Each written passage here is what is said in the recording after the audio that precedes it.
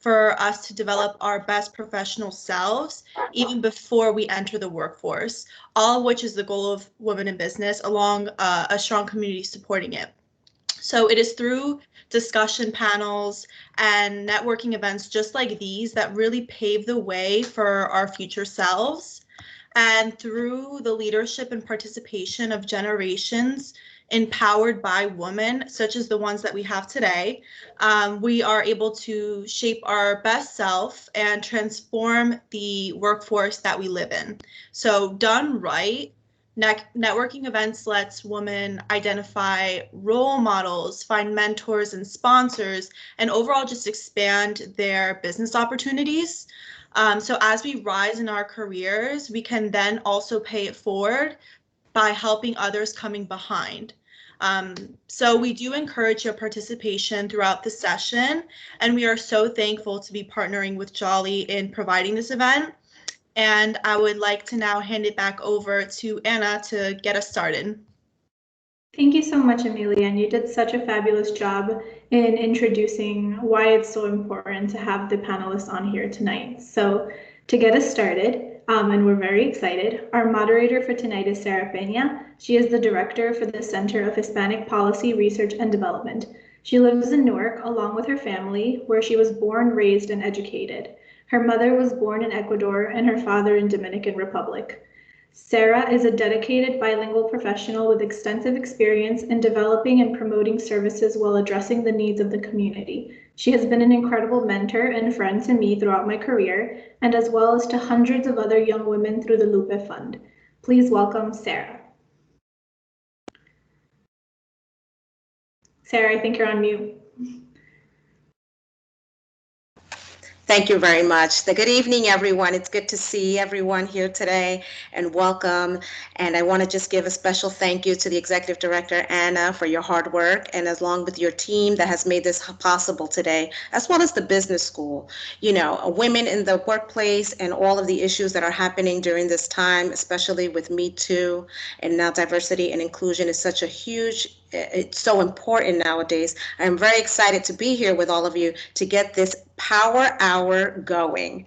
So we are going to really have real conversations. We have a phenomenal panel with us today. So I am ready to get started. I just want to encourage everyone to take notes, ask questions, and let's just get ready to gain some knowledge today that we can take away. So I don't want to be taking up too much time, so we'll jump right into it.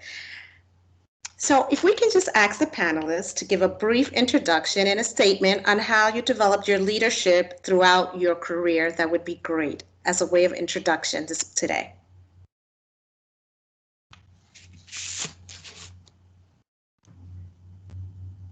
So I can go ahead and get started. Good afternoon or good evening, everyone. Thank you so much for having me here, and kudos to the team for putting together this fantastic event. My name is Erica Mercedes. I am a proud alum of the Seton Hall School of Business. I am a mom of 2 boys and also married to another proud alum of SHU. So it's really nice to see these types of opportunities be presented to really have some great real conversation. In terms of my role, I currently serve as the Global Head of Diversity and Inclusion, which we call Spectrum and Belonging at Audible.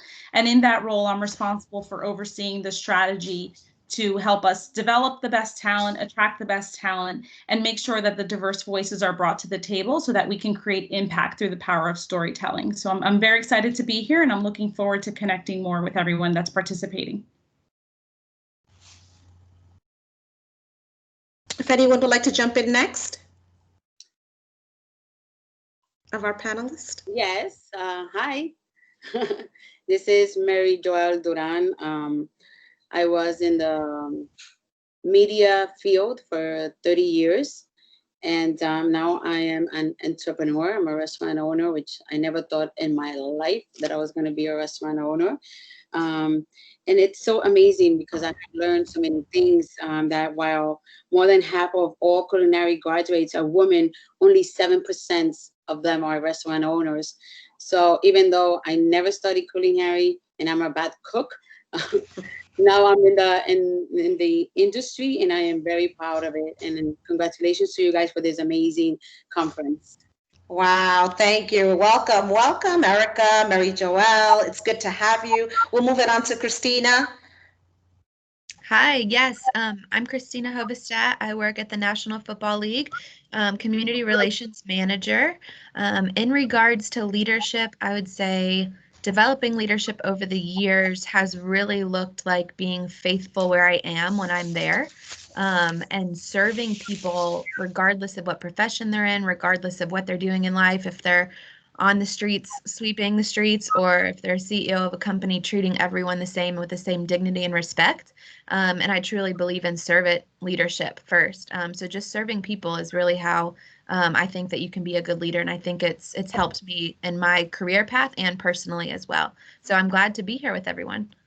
Well, welcome, Christina. We love having you here. And I think you said something really, really important, which was servant leadership, right? And what that looks like. So we hope you elaborate a little bit more on that and maybe some of the other panelists on the different types of leadership styles that are out there. So great. And Rosa? Welcome, Rosa. Thank you. Good evening, everybody. It is an honor to be part of this amazing panel today. My name is Rosa Pagnello Lopez. I work for PSCNG, Public Service Electric and Gas, the largest 7 of the regulated energy utilities in New Jersey for over 21 years. And I have been passionate in inspiring others to become their own self in everything they do. To be an effective leader and help move your education career forward, you will have to empower others around you. You must be willing to learn, develop, and improve every single day. It is in you to be the best self. You must be willing to learn with the right attitudes and surrounding yourself with the powerful leaders like the ladies that you're going to hear tonight. You will be moving forward in your future. I am looking forward and connecting with all of you later on in the program. Thank you for the opportunity. Thank you. Thank you, Rosa. That was great. And we'll just follow up with Lisette.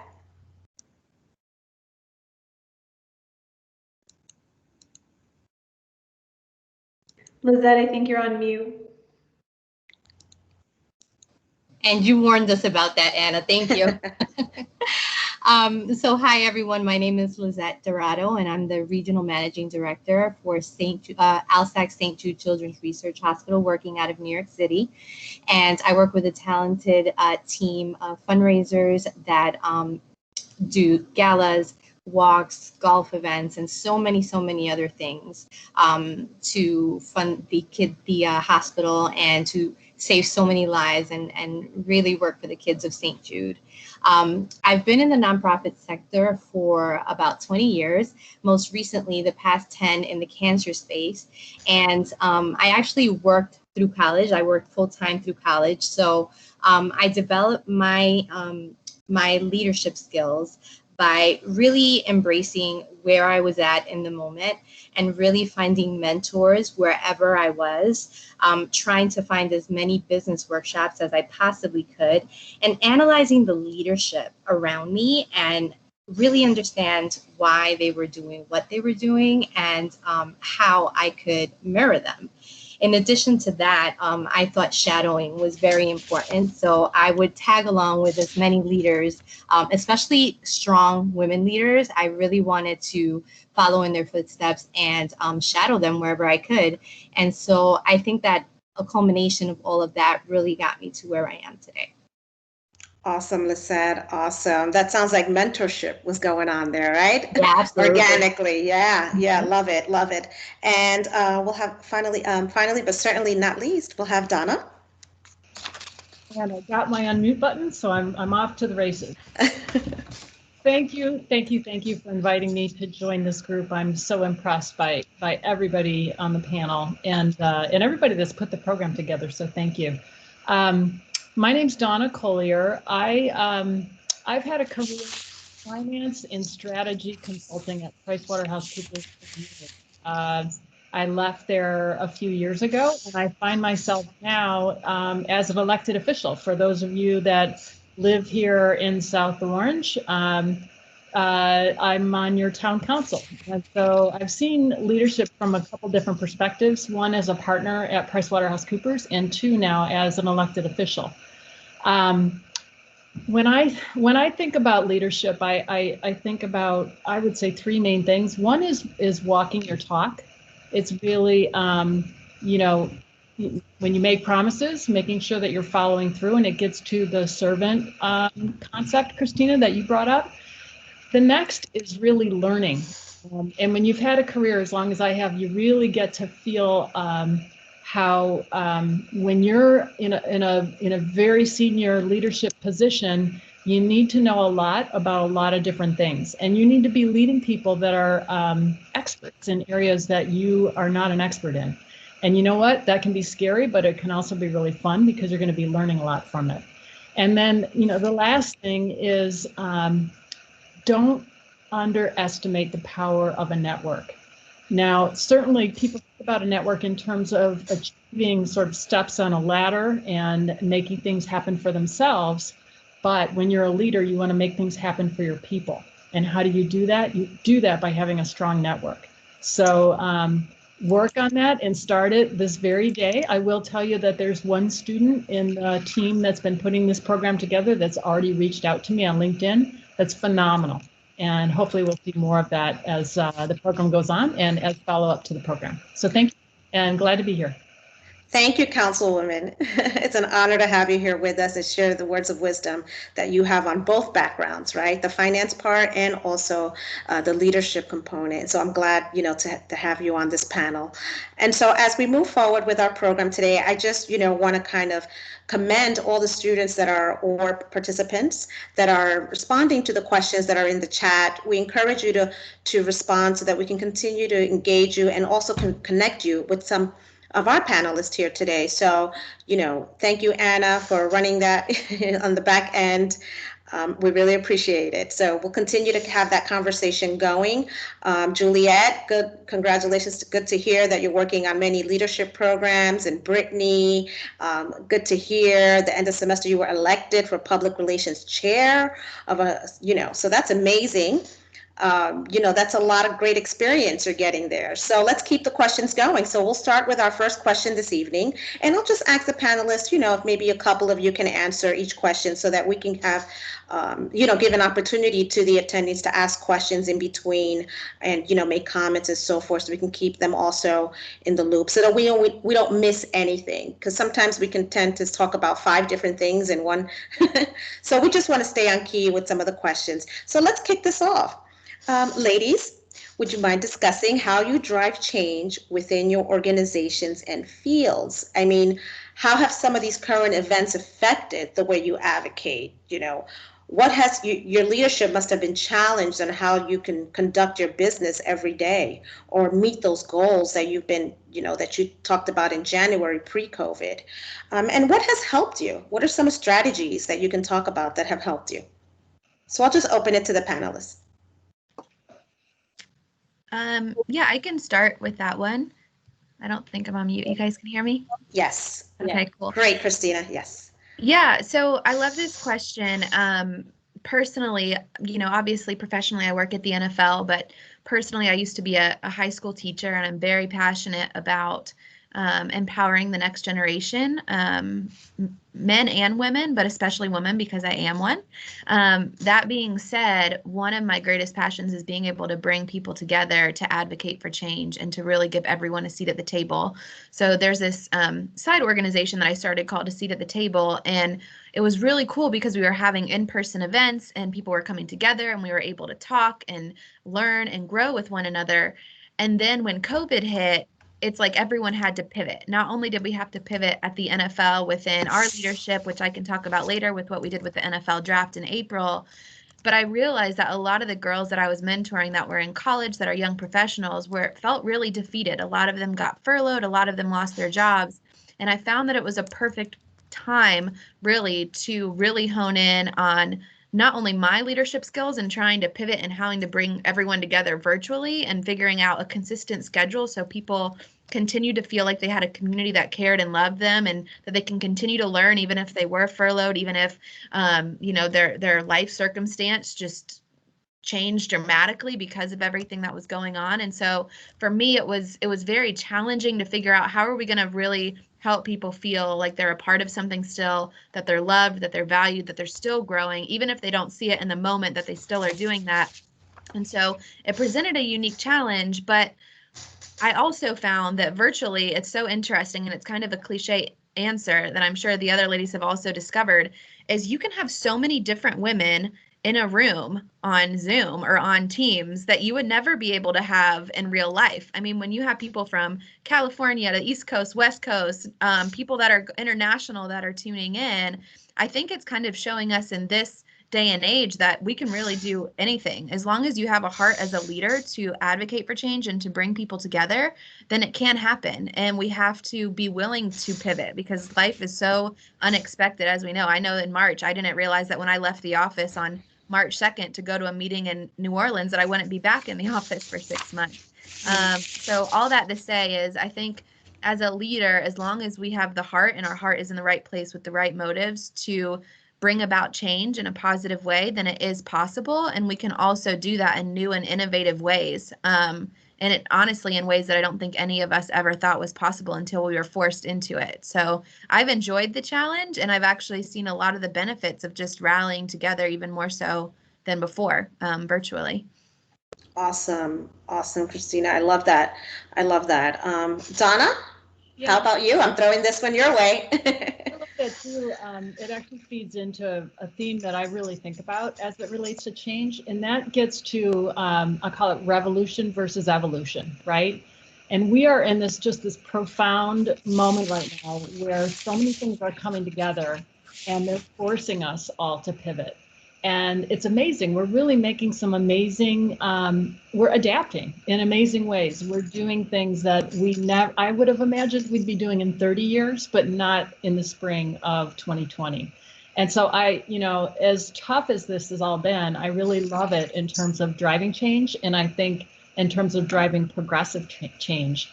But what I'm going to do is I'm going to come off of Christina's thoughts with a little bit of talk about evolution versus revolution, because that's a little bit more of the normal course for the corporate world, right? Things don't always change on a dime, especially in some of the larger organizations that, if you're in a startup, you can definitely change things on a dime. But if you're in a larger organization, how do you get things to change? And in particular, how do changes happen for women? Because we still have change to make for women. We've come a huge long way. And I can tell you that in the beginning of my career, I wasn't allowed to wear trousers to work. I had to wear a skirt. Imagine that today. Imagine that. So we have come a very long way. And you look at it over the course of 30 years and you know that things have really, really changed, and they've changed for the good. How do you make that happen in a world where you might be chastised for trying to wear trousers to work? It gets back to that concept that I talked about earlier about networking and relationships. If you get to know those around you and force yourself to get to know those around you, even if they might be very, very different from you, learn to speak their language, learn to understand their concerns and their background. And what happens? You develop relationships. And what you'll find in some of our academics can share specifics. If you look at study after study after study, people come together and relationships make things much more likely to go back to you and for your needs and for your career if you work on developing that relationship first. And so if you're large organizations, work on developing relationships with those people that might need to make some of those changes and help them to see how it's beneficial to them to make those changes. And you just stay at it and you keep at it and you demonstrate who you are and what you bring to the table and how valuable you are. And eventually they will make the change happen for you that you need to happen in order to advance your career. Wow, excellent, excellent. Yes, yes, excellent. We think about to the topic of diversity and inclusion, right? How many trainings now, and what a long way we've come from being told we can't wear trousers to work, right? And especially for Latinas, perhaps those doors were never open to us, right? To even have that opportunity. So we really appreciate but we know there's still a long way to go. And so thank you for that, real talk, because that must have been a struggle as a woman, in corporate America. I heard a lot of that through other companies as well. And so being the only woman, right? And then you're also in a field of politics, right? Can you mention a little bit about how the male dominating, politics, how was that? Maybe share a brief story. I will say this, for the very first time when me and my running mate, Summer Jones, were elected, this is now a year ago in May, we have a majority of women on our town council. So we're making progress in South Orange. But I'll say this, I do, this conversation about whether we can have a woman be elected as president of this country, I mean, it just strikes me as so ludicrous that there isn't even a conversation around that. How does, how I just don't even know why we're still there. Mm-hmm. And it's discouraging in one way, but what's encouraging is just the numbers of women that are now going into politics. I mean, I went into this little teeny part of it here in South Orange, at, I don't know, mid 50s in my life. And there are women all over the country that are doing similar things. And that's how you get to feeding into something like POTUS, right? You start with the pipeline, you get into that pipeline, and you get women all over the political system demonstrating what they can get done.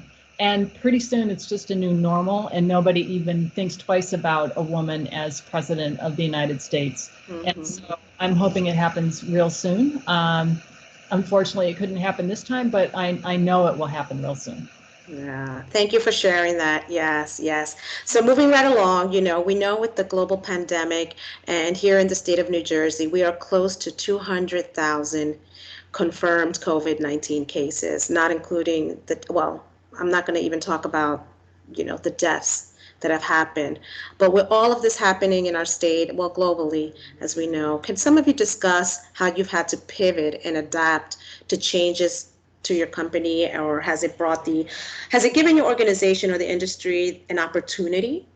And what kind of changes had to happen due to this global pandemic that we are living in? And I'm going to direct this question to Lisette. I think you're on mute, sweetie. Here we go. Okay. Thank you, Sarah. And I think working in nonprofits, whether large or small, pivoting is a word that's in our vocabulary. And with, for one reason or the other, nonprofits always seem to pivot. However, the level of pivoting that we've had to do during the global pandemic is obviously a lot more intense. I'm actually blessed that I work for a large nonprofit, that everyone knows. And so they were able to give us a platform to be innovative and to really test out new things. So that was incredible. But what I learned is that, you just have to reinvent yourself. You have to reskill. You have to test. And it's okay to fail. You just have to fail fast. And you have to learn and keep going. Because if you stay caught up in what didn't work, if you stay caught up in how we used to do things in the past, you're not going to move forward.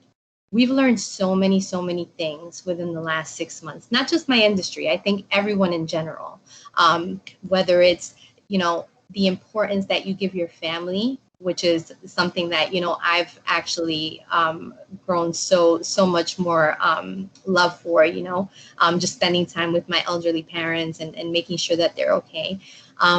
But just in general, I feel like we've learned so much. We've grown, probably lead 2 decades into the future, digitally at least. And I do hope that when we return to normal, when we start seeing each other again, that we don't lose the lessons learned, because some of those lessons are invaluable. And so that's my thoughts there.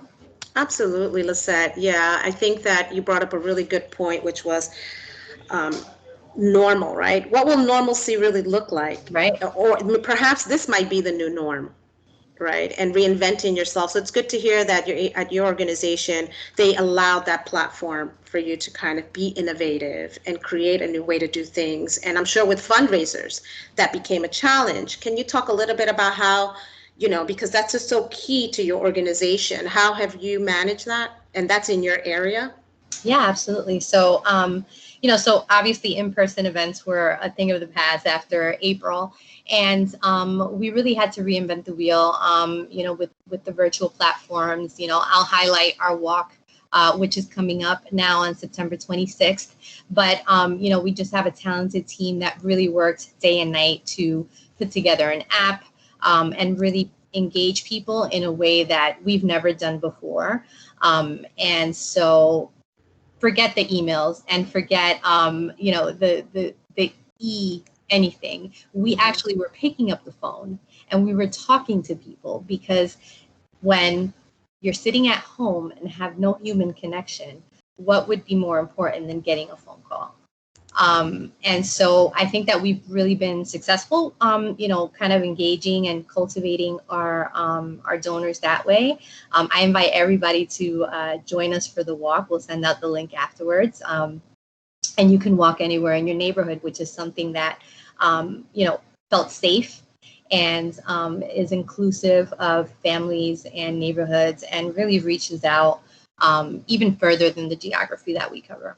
Thank you, Lisa. Thank you very much. Erica? I think you're on mute. Yes. Okay. Yes. Awesome. Thanks. Sure. I think, what's interesting with Audible is that it's an organization that was founded on the premise of innovation. It started off as a startup where, we certainly operate in a way that's nimble and moving fast to make things real. But even so, no one expected the impact of COVID. So as an organization, I think the first thing is that it really called for a pause. I think, many people find that professionally and personally, it was a much needed pause to stop and think about what are our real priorities and what are the priorities that we need to focus on right now. What does the future of the workplace look like? And it may, in many cases, and including for us, it looked different than what we imagined. As an organization that is founded on technology, it was interesting to see that we realized that our entire organization wasn't necessarily set up to work from home. And so that required us to think differently and to move quickly to make sure that people had what they needed. But more so, especially as I think about it from the lens of a D&I practitioner, it really brought to the forefront how people were genuinely needing to be their whole selves and their complete selves with their families in the workplace in a very different way than we had ever in the past.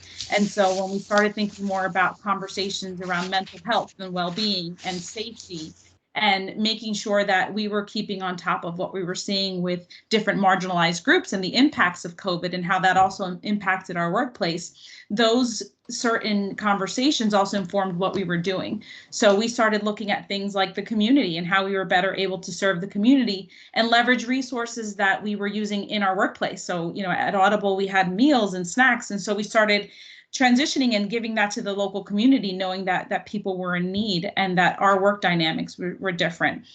We also started looking at how do we share more of these stories and help pass along information. And those became some of the key elements of priority. And the other big piece was on building community, knowing that when we're in person, it's much easier to do business. It's much easier to make decisions. But when you're in a remote environment, there are other additional challenges and worries that are coming the way of our employees and our communities, and really thinking about how do we ensure that we're able to understand that and share information and communicate in a different way. And it's we've had some really great successes. It's a continuous challenge, and I think it's going to continue to evolve. I do think that the future of work is looking very differently. I know a lot of organizations have now shifted to more remote work environments, or there's different conversations around work. And the last thing that I'll say, it also, from a leader's perspective, it really required us to think about what the expectations were and what our people need at this time. And so it's, how do we help people to better manage their expectations? How do we create a more inclusive workplace, knowing that now we've added some additional challenges of having a virtual environment? So, those are some of the areas that we focus on, and it's continuously evolving. And I think it's important to talk about it. But what excites me is that we're bringing to the forefront some of these much needed conversations as a result of what we're seeing. And because we didn't expect a lot of what we've seen over the last several months. So it also gives us a great opportunity to really affect change. Thank you, Erica. Yes, yes. And to Lisette's point that now we have to start making phone calls too, right? So everything kind of coincides with what you were talking about right now. So excellent. I just want to kind of thank you, Adriana, for your question. I'm going to ask maybe if someone can jump in and answer her question. How do you balance your career and your family responsibilities? Any tips, ladies, that you want to offer Adriana? I'll say that there's no silver bullet. I think, and over my career, if there's something that I've learned is different stages of my life require different levels of commitment or expectation. So, there was points in my career where I was able to work longer hours or, I spent more time on different projects. And there were other times where I needed to really reflect and prioritize what's most important. Do my kids need me the most, or do my family? I think the other thing is surround yourself by a strong network. I can't stress enough the importance of mentors and sponsors and people that will also help you talk through your career. And that's such a great way to help you learn how to balance and navigate. And be open. I think, I remember early in my career, there were times where I shied away from telling a boss that I had another commitment or that I was overwhelmed. And, what I learned over time is the more that I communicate and the earlier on, it's easier for me to find a solution in partnership with others. So it's really important to voice when you're overwhelmed, but understand that you can do it all, just not all at the same time. Excellent. Was there anyone else that wanted to chime in? That's a great point, Erica. And what I would say, in addition to that, is that no matter what you are doing or how busy you are, make sure that you set aside time for yourself and you create those boundaries. Because self-love is very important, not just for your frame of mind, but your productivity too. So always remember to give yourself time. Awesome. Thank you, ladies. Thank you for sharing that information. And please feel free to put some questions on the chat between Anna and the amazing team behind the scenes. We'll make sure and answer them. And if we don't, then we will absolutely take your information and get back to you. So feel free to put some questions. But I do want to just commend some of the participants that have shared some of their stories through COVID-19 on the chat. We are stronger. We will get through this together. You have an amazing support group. Look to your left, look to your right, who's there with you. You are not alone. And so this is an opportunity for some of us to grow in different ways that we never thought. It pushed us quickly into the future, but that's okay. And that's okay. We got this. So stand strong, all of you, because we are with you. And I'm glad you're here today to share, to show that part and to share your story, because I know there's another sister that's going through the same thing that you are. So thank you for sharing. As we move forward with the questions, I think about diversity and inclusion, and being in profit and nonprofit world for close to 20 years. I've been the token at the table, right? And then I've also been invited to the table, and my ideas were, my opinion was appreciated. So there's a difference, right? How things have changed, and I have personally experienced that. So now we're being invited to the table, but are we really being included? Are ideas being, if I say something, but then my male counterpart says something, it will be taken a little more serious by the executive team because it's coming from him. Right. So all these things come into play now. How do we handle that? How do we hold our organizations accountable? Some advice, maybe, ladies, that you can think about. So we see diversity and inclusion has evolved over the last 5 to 10 years. There's more sensitivity training. We have an LGBTQ community, that largely needs to be included. Their voices matter.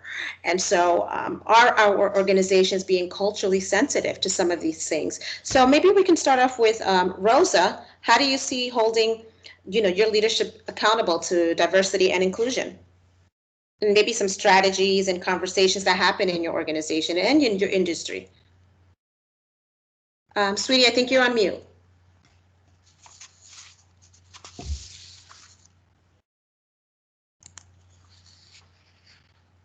I am back. Yes, you are. So with PSCNG, I mean, I have seen a change. I seen that PSCNG on the DNI started about 3 or 5 years ago. I started seeing the leadership from top down, seeing a change. Um, what I have done, I have been very, very involved in influencing that change in PSCNG. One of the things that I did many years ago, this is 12 years ago, is I was part of forming the first PSCNG Adelante grassroots employee business resource group, known as Adelante.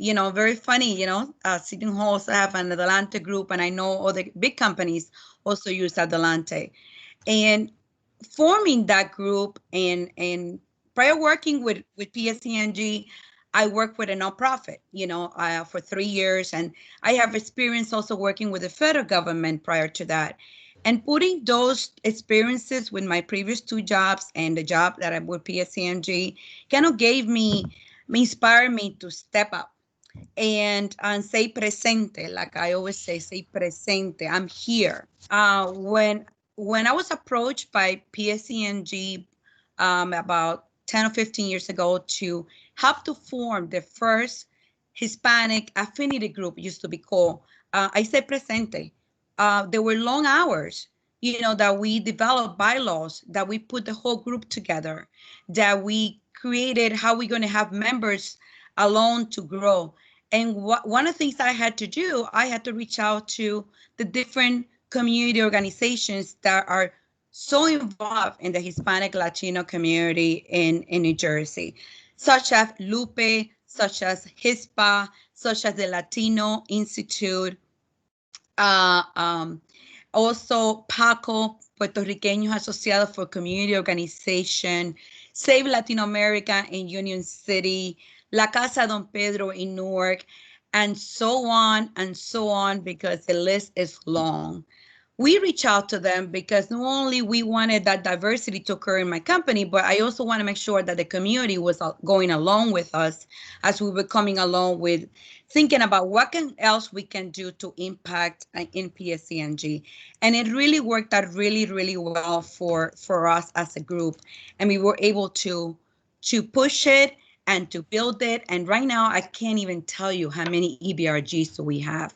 Probably 20, 30.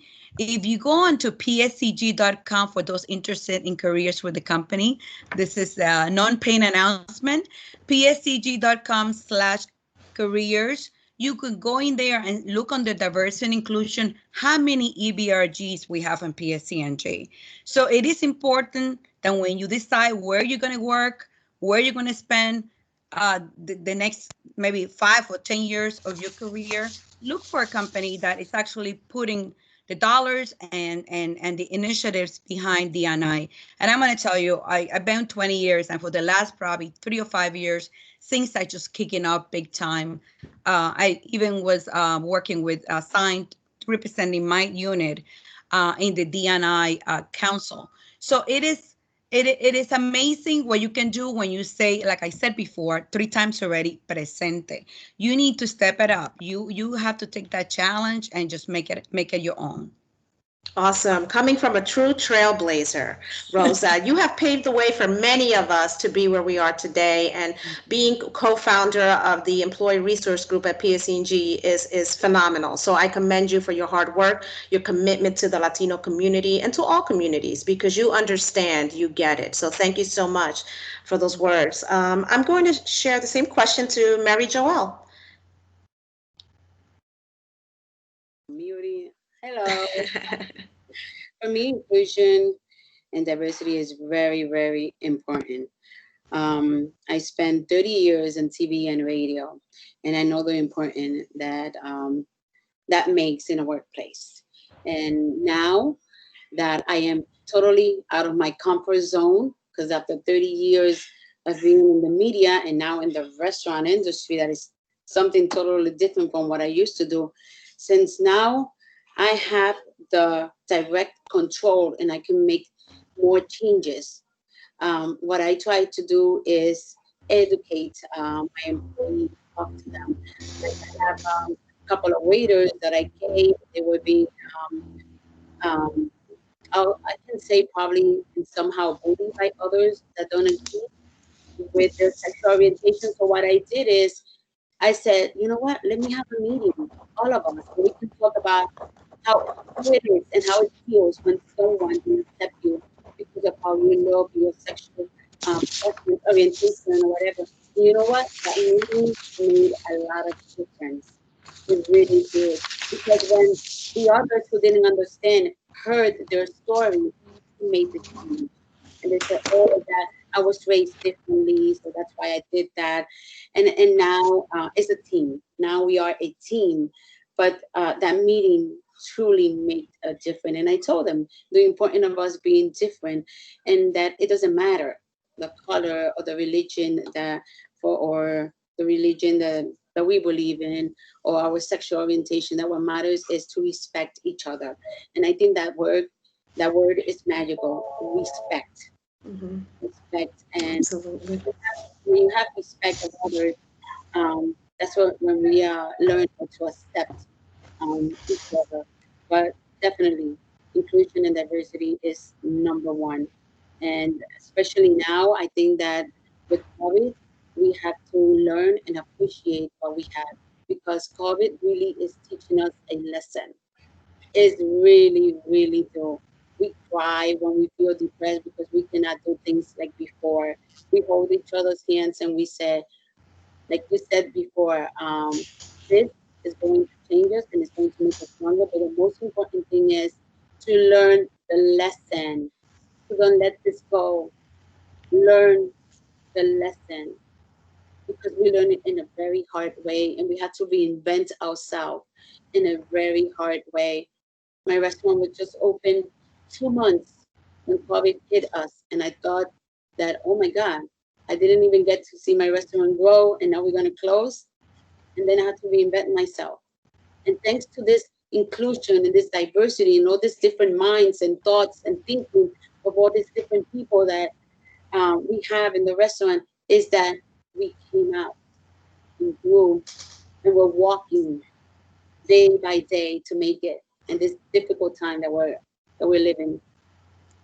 Mary Joelle, kudos to you, your leadership, and the courage to keep moving forward during this difficult time, especially for small business, owned, small business leaders like yourself, entrepreneurs that are getting through this difficult time. So, I mean, you saw something, you addressed it, and it made the environment even better, especially going through this COVID-19 time. So there was a lot of cultural sensitivity, and sometimes it's just that people just don't know. There's also a lot of implicit bias that happens and so forth. So we got some great questions on the chat, but real quickly, I'm going to turn it over to my co-host, Anna. Hi, everybody. Thank you so much. First of all, I am loving all the engagement that we're getting in the comments section. I know we're going to be moving on really quick, but beforehand, I want to be, just based on some of the comments, I want to kind of, Christina, I'm going to pick on you for a second. When we touched base earlier, you said something really beautiful about if you don't see the culture in your organization, you can create it yourself by doing different things. And I was just wondering if you could just dive a little deeper into that philosophy and how you've done it. Yeah, for sure. So, sorry, I kind of mentioned it earlier with a seat at the table, but as I had mentioned earlier, I am passionate about the next generation. I'm passionate about students as a former teacher. And during COVID and when everything was going on, just everything in the world when it comes to racial reconciliation, in addition to COVID, my girls were just really depressed and they were sad and they had a lot of questions and they didn't know what to do. A lot of Black women in particular didn't feel not invited to our table, but just invited to the table in general. And if they were invited to the table, they didn't feel like they had a voice. And so this was kind of a safe place and time really for them to start just with seeing leaders in our community speaking up about how they felt and being vulnerable. My girls started to feel vulnerable and state how they've been feeling in different circles that they're in. And so that's how A Seat at the Table was really born, is because there are, I love the NFL, but there are a lot of women in so many different industries in addition to sports that just don't feel included. And at the end of the day, like I said earlier, people just want to feel like they belong and that they matter, because they do, and they deserve to feel that way. And a lot of spaces don't create that culture. And so for me, something that I'm really passionate about and what I encourage you girls is like, we can do a lot of complaining all day. That's the easy way out. It's easy to continue to complain, and facts are facts and statistics are statistics, and they're not going to change unless we take responsibility for what we can control as well. And so I would challenge you, in when it's easy, and feelings are great. Don't get me wrong. Like you have to be able to feel and process and understand why you're feeling the emotion that you do. But what's the next step that each of us are going to take responsibility for? And so if you're in a circle, or you're in a friend group, or you're in a group at school, or whatever it might be, and you're like, man, I don't really feel like this is very inclusive, I challenge you to create one. I created a table literally just so that it would be more diverse and to create the culture that I wanted to see within sports and entertainment. And so it might not be on some big platform with NFL, but we do have people from NFL, ESPN, NHL, MLB, all the major networks, and Joy Taylor, MJ Acosta, all these different talent as well that want that culture too. So all that to say, if you don't see the culture that you want, nothing is stopping you from creating it. And it doesn't matter if there's 2 people or 2,500 people. You can make a difference where you are with what you have. And I would encourage you guys to do that as well. Love that. Love that, Christina. I want to put that somewhere on a plate and hang it on my wall. Like, be the change that you want to see happen, right? And I love Daniela's comment, because she's talking about, she's fortunate enough to be part of the solution where she's at. So, Daniela, good for you. And if you don't see it, just like Christina said, develop it or move on or go somewhere where you do feel appreciated. To Adriana's point, she's talking about getting paid what you're worth. Have any of you advocated to get the compensation you feel you're worth? Does anybody want to briefly chime in and answer that? Donna? Sure, great, thank you. I'll tell a story. When I first started, just not too long out of college, I was not happy with what I was being paid or what raise was being offered to me. And in some of these big companies, this stuff is just like a machine, basically. You don't feel like you have an opportunity to change a decision that's been presented to you. I went off and I did a ton of research, and I found what the pay scales were for my level in my career. And I made a whole presentation to my boss about, here you are telling me that I'm one of your number one employee, your top employees, and here are how people are paid in our industry according to all of my research, and I'm not there. And so what's wrong here? Am I not understanding? Do I need some more coaching? Or, is something wrong with this picture on the company side? And, long story short, I got a raise for like everybody in my class, in that little, in our little hiring class.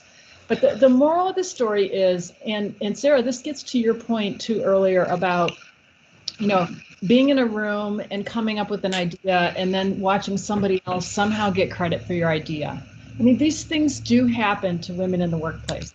And some of it has to do with different communication styles. Some of it, if I'm the only woman at a table and, I come up with an idea, have I communicated? I like to say, speak the language of the table that you're at. And so have I communicated in a way that table understands my point? So one thing that could be happening is I might need some coaching on my communication style for that particular kind of a room. So go to the person that gave somebody else some credit and say, hey, this happened. At least this is how I perceived it happened. And can you give me some coaching for how to better communicate my ideas? Now, you may not need any coaching. You might have communicated spot on and had a great idea, and it was just the female male dynamic that got in your way. Or you might need some coaching. One way or another, though, that person that credited somebody else with your idea is going to now know that they did that. And they're going to be on the lookout to make sure to help you to change your communication style, or they're going to be on the lookout to make sure somebody else is your idea. So it really gets to, have a strong network, have good mentors. Don't be afraid to change a relationship, to use a relationship to get what you need, either your own personal coaching or a different dynamic from others that are at the table. Thank you so much, Donna. Thank you so much. That was so important. You made such great points there.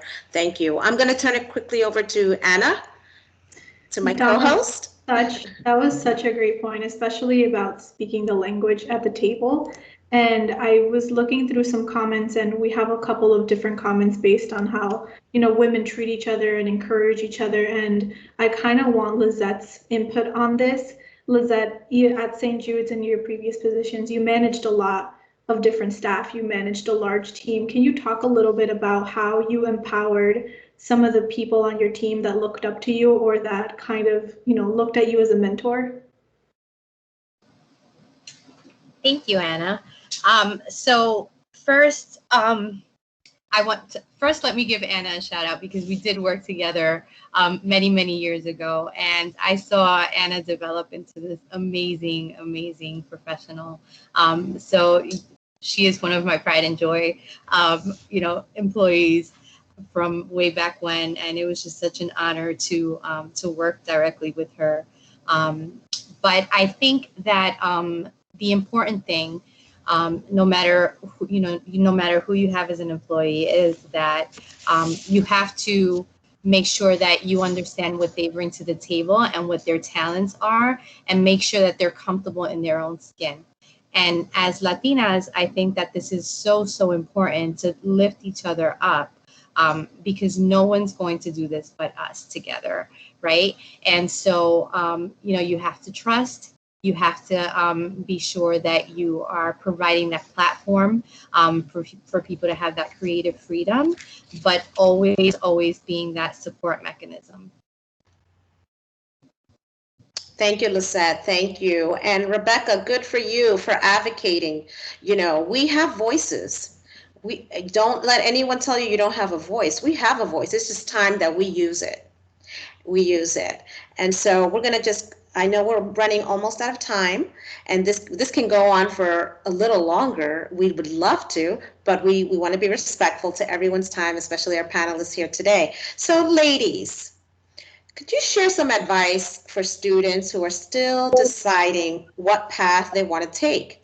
Kind of like, what's the difference between sponsorship, I'm sponsoring someone, or I'm mentoring someone?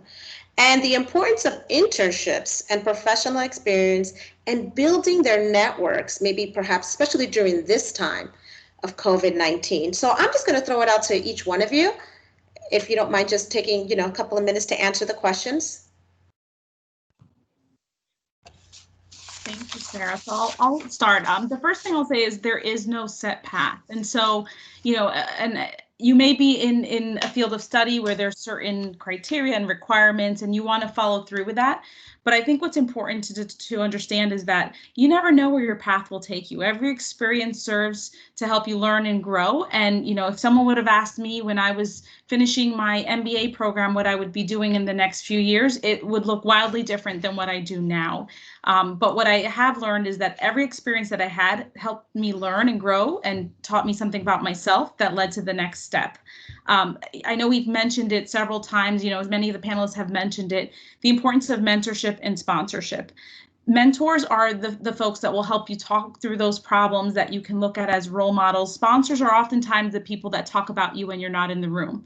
Not saying that they can't be the same person, but a sponsor's watching and seeing all of the talent you bring to the table, and they're the person that's advocating and using their own social capital or their position in an organization to really advocate for your growth.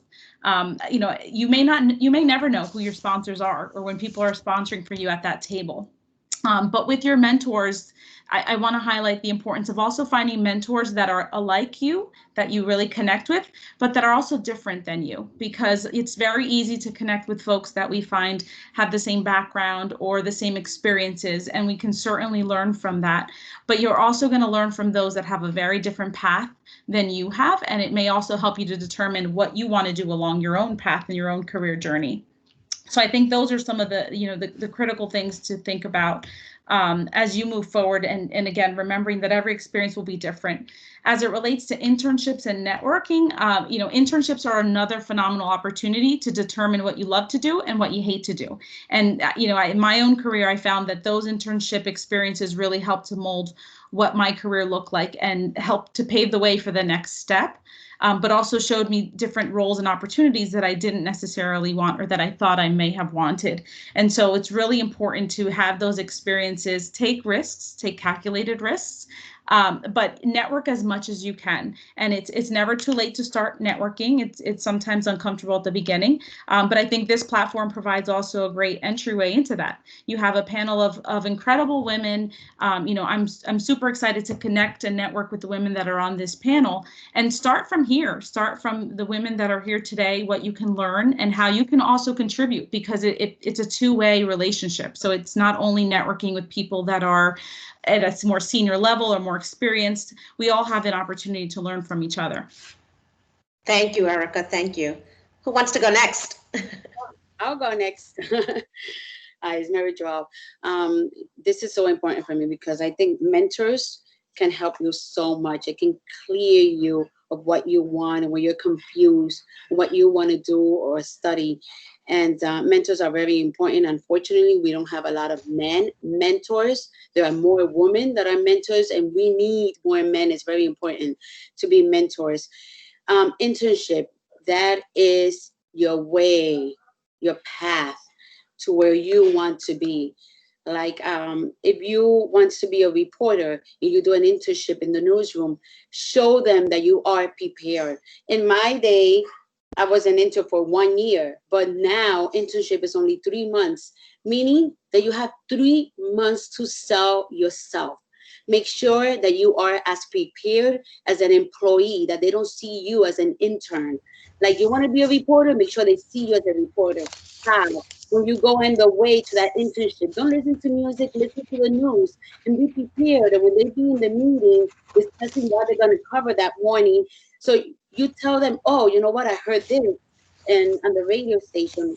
I think this news is important and why you think it's important, and that you be prepared.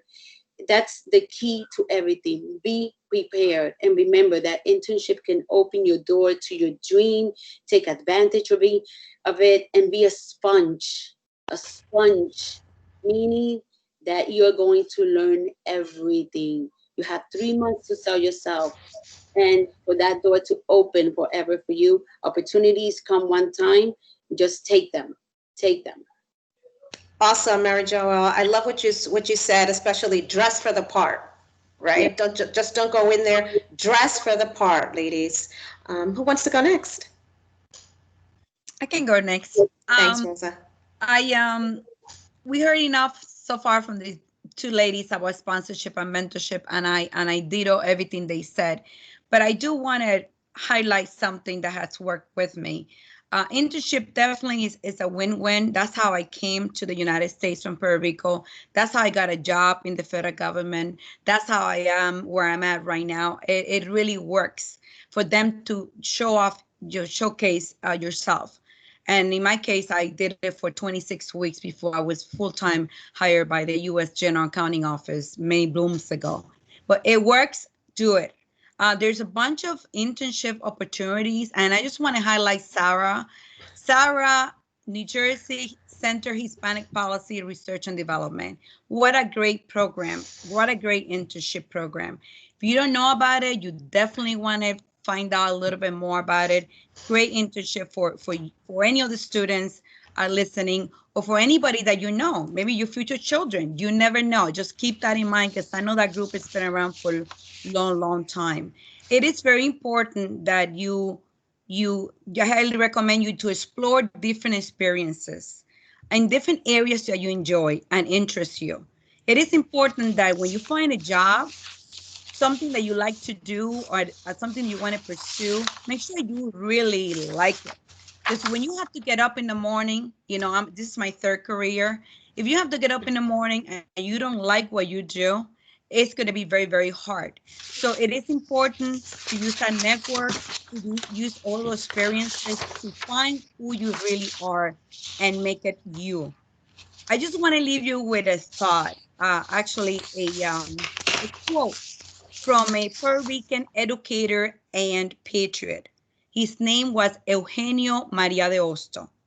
If you want to be a complete being, I'm going to say it again. If you want to be a complete being, place all your strength behind everything you do in your life.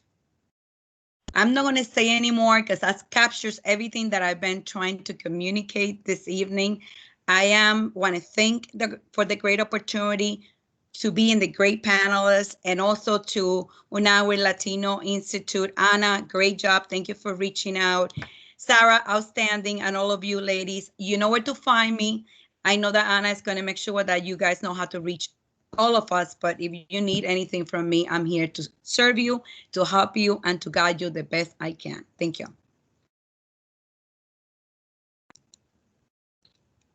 Sarah, you're on mute. I'm sorry. Thank you, Rosa. Thank you so much, because that is how Rosa rolls. She is always saying, presente, I'm here for you, extending the hand. So at the center, we do have a great internship program. It's been around for 33 years, and I'll share the link with Anna so she can share it with all of you at a later time. Any questions, you'll be able to reach out. So as we continue with this is our lightning round, last remarks. Christina, maybe you want to chime in? Yeah, so I'm going to sound like a little unicorn, but I'm going to share my heart behind this question. It's probably my favorite question on here, because I'm going to speak from experience. And what I really want to encourage the ladies with today is, first of all, I want you to breathe, because we put so much pressure on ourselves to try to find out what this end-all be-all path is. And we put stress on ourselves. We start freaking out. We get frustrated. We don't feel worthy. We don't feel good enough. We feel like we went to school for one thing, but now we need to work in another industry. In my personal experience, and this is also in hindsight, I'm only 32 now, but in my experience, you will determine the path of your life. Again, it's not one end all be all. I make this position, I get this title, whatever it is, and then everything's great. I feel purpose driven all the time. It doesn't work like that. And a lot of the stress comes from feeling like you have to find it. And if you make the wrong turn, I'm going to fail. If I have the wrong internship, if I don't have a mentor, I never had a mentor, first of all, not saying they're not important, but letting you know transparently that I never had one. And what I've found is that whether you have one or not, your path is always found when you're living your life on purpose every day, because we are not promised tomorrow. And I want you to realize that as long as you're loving and serving the people that are in front of you today, think of a running back on a field. I work for the NFL, so I'm going to use a football analogy. In order for him to meet his vision for that game, not 10 games from now, but for that game in that moment on that day, his vision and his teammates' vision is to get into the end zone. There's no way that running back, for those of you that don't know, a running back runs the ball usually down the field. He can't go into the end zone without going 1 yard first. Every single step that you take, you need to be where your feet are. Don't be so rushed. This is when I was younger, and when I was in my 20s, I was always like, what's next? What's the next opportunity? What's the next thing? And the problem is we live in such a hustle, grind mentality. It's just constant grind. Who can I meet? Who can I network? And it becomes very inauthentic and not genuine. And what I want to remind you is, and what I've seen is that hard work and grace always outbeat hustle and grind mentality, because you're going to burn yourself out if you put that much stress on you all the time. And so the last thing that I wrote down is, you're living your legacy every single day. And so ask yourself, what's important to me? Maybe it is like, you don't have a job. And this was me. I graduated college during the recession in 2008. So I couldn't just go into my dream career. I couldn't just wake up and feel like I was purpose driven and happy with what I was doing. I had to work at a healthcare company as an assistant to a CEO, making $8 an hour when I wanted to work in the sports industry, because I had to pay my rent. I had to pay my car. I had to pay all these things. But there's skills that Erica said earlier that have transferred that I still use 13 years later in the position that I'm in at the NFL right now. I went, and I'll wrap up here, but went from working at a healthcare company to working at the news industry as a producer for a morning show at a local station, to working in ministry at the Fellowship of Christian Athletes, to then working as a high school teacher and volleyball coach, to then going to run a players foundation for 4 years, and now I'm at the NFL. I never planned any of that. I was just present as much as I could be with what was in front of me. So all of that to say, it's very long-winded, but I know a lot of you are frustrated right now. I know it's a lot of stress. You might even cry yourself to sleep at night. Remember that you're living your legacy every day. You can't go wrong as long as you love the people and serve the people in front of you. And genuine relationships will get you exactly where you're supposed to be in the season that you're supposed to be there. Christina, I just want to drop the mic right now. That's it. We could just drop the mic and Told you I'm passionate about my girls. Wow, living with passion and purpose. I mean, I can't, the story of Esther, right? Yes. Living with passion and purpose. God bless. So I love it. I love it. So I'll keep moving on. So I don't want to, want to give time for Q&A. So Lisette or Donna? Yes. So Christina is a hard act to follow. I have to say that. But I just wanted to give some insight. It's okay to be in a fork in the road with your career. That surely happened to me. Sarah, I wanted to go into forensic psychology when I was going into college, and because of real life experiences, just being in the right place at the right time, making sure that I made myself visible, and through volunteering for different organizations, I knew that my path changed, and I knew where I wanted to go at that point.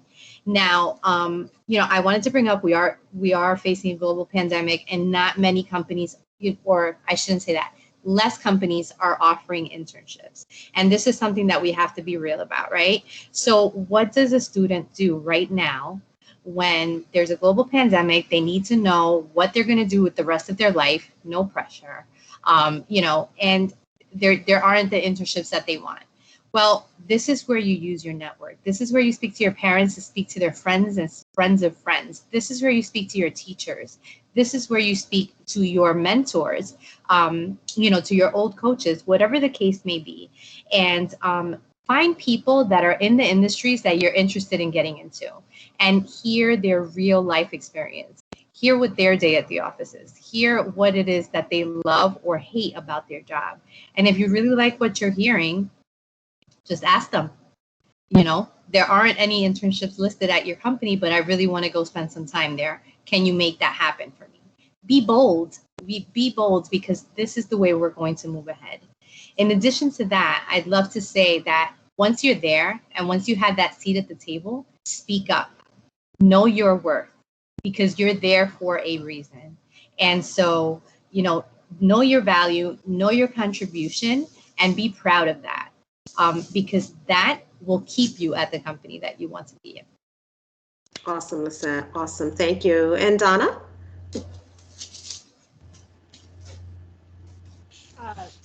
All of that is incredibly hard to follow. But the first thing I'll say is very practical. There is a book called Designing Your Life.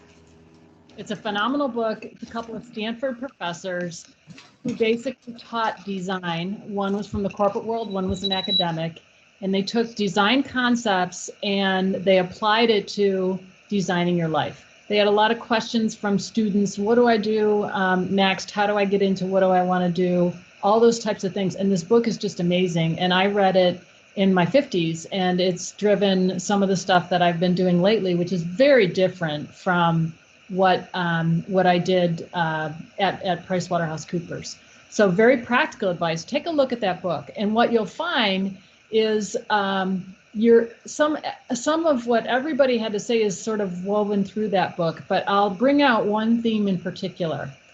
Take some small steps toward things that you think you might be interested in, and in particular, look at the time that you have available to yourself, and if you're looking to pivot, or if you're looking to try something new, or if you're not sure you're going to like, I had an accounting degree. Who knew that I would like accounting? I came from a family of salespeople and marketers. But I experimented with my accounting degree with a part-time job that I had in college. So my point is take some small steps, look for volunteer opportunities. There are so many people right now that need help. You know, and Christina, to your point, you're talking about, you know, giving, you know, sending out some love to the people that are around you, because it's going to come back to you. And what'll happen when you take those small steps and you sort of experiment with different things is you're going to find yourself in or out of a zone. And when you're in a zone, pay attention, right? Why are you in that zone? What are you enjoying about what it is you're doing at that very moment? Is it the interaction with the people? Is it getting into some data and analytics? Is it that you're solving problems, you know, that we're facing in our inner cities? Are you helping people that are hungry because they don't have jobs get food? I mean, how and when are you in your zone, and why are you in your zone? And take some lessons from that. And if you can't find the right career that drives out of how you're feeling in that zone, make sure that you carve out some time for that zone in your life going forward. Internships are a great way to do that. A lot of companies are cutting them, but I love the idea of just volunteering to, Lizette, I think that was yours, just volunteering to come and spend some time at a company. You know, in the government here, and I'll find out more about this and share it so it can get shared out to the group, but there's an opportunity for students to work on these little 10-hour mini internships. So, you know, I have a project where I'd like to, I'm head of the Health and Public Safety Committee in South Orange, and we're working hard, as you can imagine, on police reform and what do we need to do to change policing here in our town, but also in Essex County and in New Jersey as a whole. Well, I'd love to have a little synopsis of all of the legislation that is out there around policing at the state level. That's a 10-hour project. And so there is a group within Seton Hall that organizes these little mini, I'll call them mini internships. So long story short, there's so much that you can do to just experiment. And you're at an age, gosh, if I can experiment in my 50s, you guys can certainly experiment in, you know, in your 20s, in your 30s, and use the spare time that you do have to play around with that and figure out what pushes your buttons and what makes you happy, and don't ignore it. You know, either find a way to make a career out of it. I think Rosa might have said something along those lines. Or if you can't do that, certainly make sure that you develop that work-life balance and you keep those things in your life in some way, shape, or form. And with that, I'll stop it right there. Thank you, Donna. Thank you so much. Thank you to all our panelists today for the incredible advice, words of wisdom, words of encouragement, especially during this difficult time. And we really appreciate your vulnerability, sharing your stories and your truths, right? So I just want to say thank you to all of you.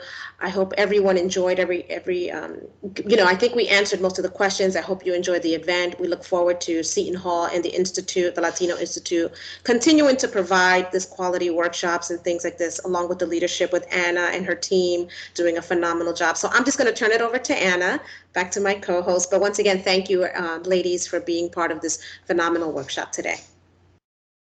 Thank you, ladies, so much. We actually do have a question from the audience. So the question is, last week in my ethics class, we were asked if women treat other women worse than men.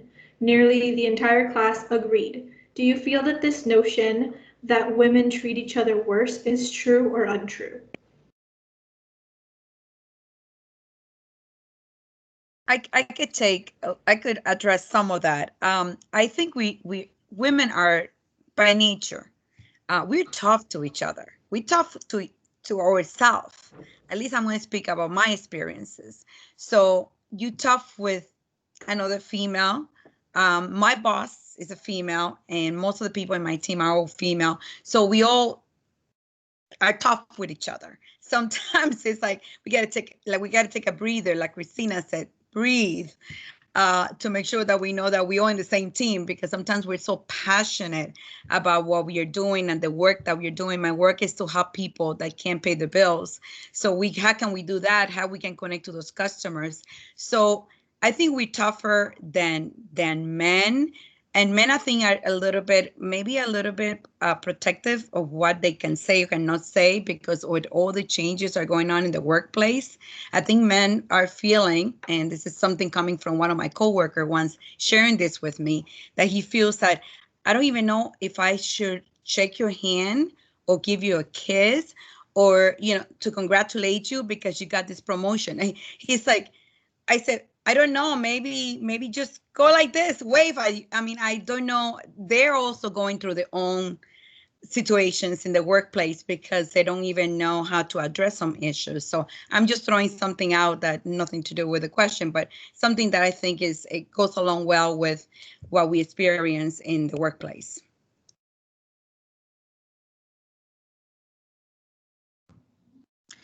I think, one of the challenges that I've seen, and I can't say that I have found that women are always, tougher on each other. I think certainly encounter some of that. I think the challenge and a lot of the conversations I've heard around women in the workplace is this feeling of I worked really hard to get here and I have to keep charging forward. And I think we don't talk about it enough in terms of, well, let's take a look back and make sure we're bringing people along on the journey. And I think as women, we can do more of that. And I think because when you look at leadership levels in an organization, or you look at certain industries that are more dominated by males, you see some of that dynamic play out. And I think if anything, there is an opportunity to bring more women along on the journey and support each other. I think we're hardwired in a different way. And I think some of that, to Rosa's point, plays out in what we see in the workplace.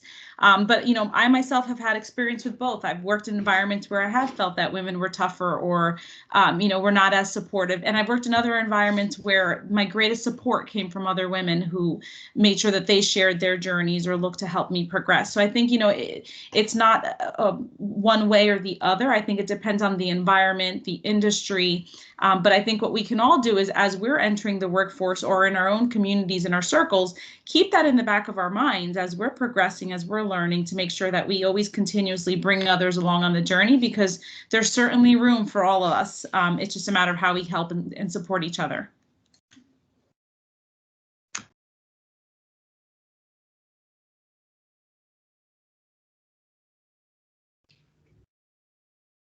We have another question.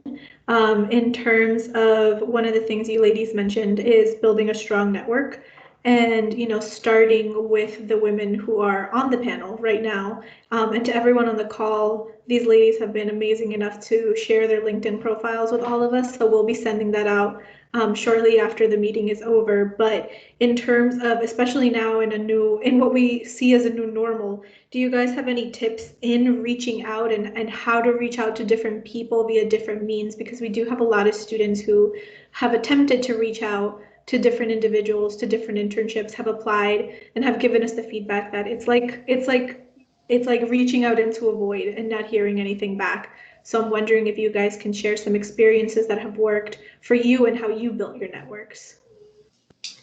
Anna, I have to say I'm a big fan of LinkedIn. And I feel like I've built the majority of my network, through contacts and asking people to make that introduction for me. So, I definitely encourage the students on this call to make sure you build that strong LinkedIn profile. Make sure you have a good professional picture. Make sure you put all your qualifications and, make it as professional as you possibly can. And then just start networking virtually. I think this is a really good time to do it because so many people are online and on LinkedIn. I found that in the last 6 months, I think my contacts increased by 600, a little over, just by asking people to make introductions and things like that. I'm happy to, go through my contact list. Tell me who you want to meet. I'm happy to do that for you. Just like many people did it for me. So I would add to that, I should say pile onto that, just with a little bit of a story. One of the things I did when I first left PwC is I started my own food company. And somebody said fail fast. I failed fast. Essentially what happened is the recipe that I want to use wasn't going to work in the packaging that I want to use. But, I did some diligence around supply chain, and I went down the path. I went quite a ways down the path. The reason for the story is that I didn't really have a network in food. I had a very strong network in PricewaterhouseCoopers.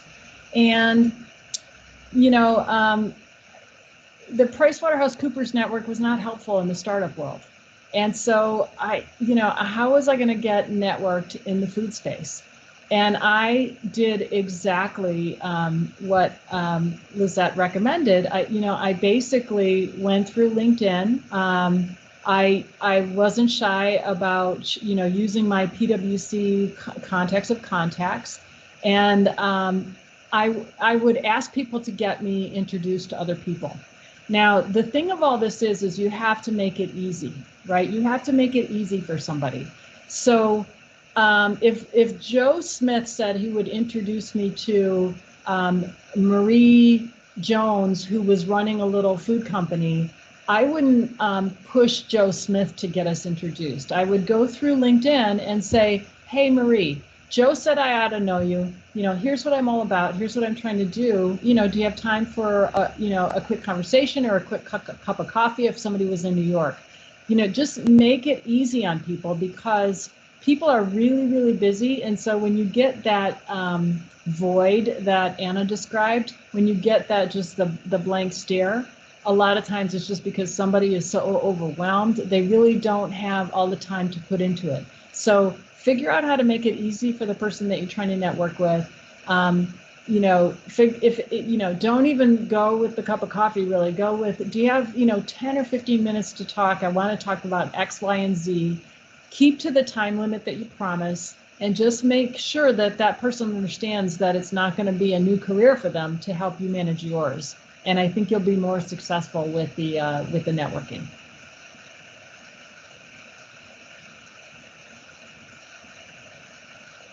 Thank you so much, Donna. That's really great advice. So we actually have one more question, but before I dive into the question that came up in the chat, I want to open it up to the attendees that we have on the call right now. If anyone has a question for our panelists, we have about 3 minutes left. So if anyone does have a question, if you could please raise your hand so that we can address it or send it over to one of the panelists.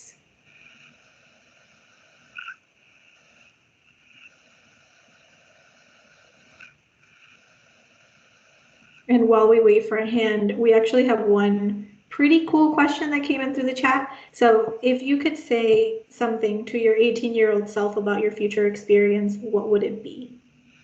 And maybe a panelist that hasn't responded to the other questions can maybe take this one.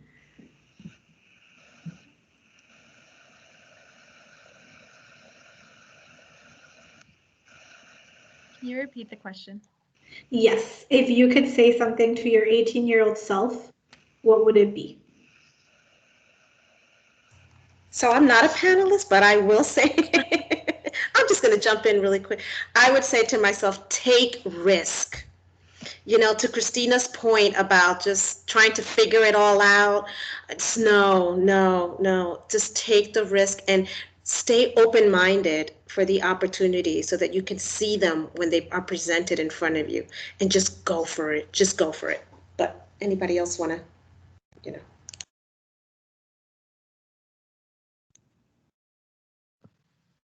I would agree with that. I was talking to a student the other day, and she was just saying, like, I'm so scared to try these things because what if I fail? And I'm not even gonna, my mind is just, I think, constantly 24/7 of like these philosophical things in my head, but I don't think there is such a thing as failure. Like, I just don't. I don't, like, everything works together for good. So like there's no, yes, you might miss a mark that you set for yourself, but it always sets you up for something else, whether it's a new mindset or whatever it might be. So I would totally agree with Sarah in regards to just be willing to take a step. I'd rather be known for someone who tried and didn't necessarily make the vision that I was anticipating, but learning and then just continuing to try than someone that never started at all. So like it was funny. One of my best friends is Rashad Jennings. I used to run his foundation. And when he was on Dancing with the Stars, he ended up winning. And one of the things that he said, like the last, like the semifinals, he was against someone else, and he was like, I just never thought that I would be here. Like, what if I don't do good? What if I lose? Whatever. Like, I just can't do this. Or excuse me, this was actually at the beginning of the entire show. And I was like, you never knew how to play football, but you were starting running back for the New York Giants. Like, I never knew how to type on a computer until I did, well, this is like kind of aging me, but like the Mavis Beacon school, you know what I mean? So like, you never know what you're doing until you do it. So just do it. Sorry if that sounds like blunt, but that's my advice. That's what I would tell my 18-year-old self. I'd probably like slap myself a few times too. I think we're all on the same boat with you, Christina. But with that, I think, Sarah, you wrapped it up really nicely. You put hashtag living with passion and purpose into our chat box. So, I just want to thank all the amazing, panelists and women that came onto this call to share your experiences and then connect with the students. And to everyone on the call, we're going to be sharing the LinkedIn profiles of all these amazing individuals who have, shared their stories and shared their messages with you. Again, as Christina said earlier, we challenge you to be the change you want to see, and to take initiative and reach out to them and network with them. And even Lizette offered up all her contacts, so make sure you go through her contacts and let her know who you would like to meet. But that email will be coming out to all our registered participants over the next few days. So please make sure that you take a look at it. We'll also be sharing Christina's A Seat at the Table as in addition to Sarah's internship opportunities and Lizette's upcoming walk on September 26th. So these are all incredible opportunities, again, to network, to grow, and to one day, be on one of these panels and share your message and your experience with those who come after you. So I just want to say thank you so much. Thank you so much for all, again, the incredible interaction that we had in the chat box. So to all the panelists, if you didn't get an opportunity to read some of the comments, we can send the chat to you guys so that you can take a look and read them. There are some amazing messages and some of them are directed at you guys. So thank you guys so much. Thank you for everything, and everyone be safe, be healthy, and be well. Thank Thank you. you. Thank you. Thank you. Thank you. Thank you.